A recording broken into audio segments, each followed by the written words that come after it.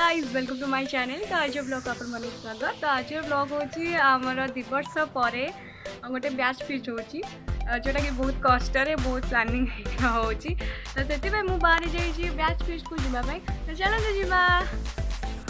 तो मु मामा संगे बाहर गली बैच फिस्ट को। तो फाइनली मुझे पहुँचला पर मत बहुत खुशी लगे कहीं बहुत दिन पर सब सांग मान मोर देखुली।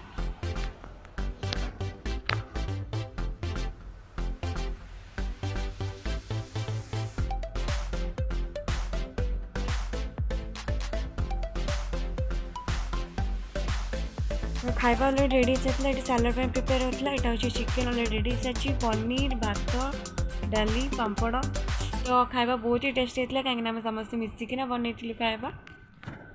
खाଇବା सारी आम समस्त फोटो उठाई बाहरी गलु।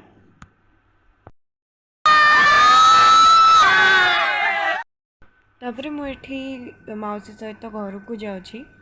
तो जदि आप मो वीडियो भल लगी लाइक करेंगे, शेयर करेंगे एंड सब्सक्राइब करेंगे मो चैनल को। Thanks for watching. Bye bye.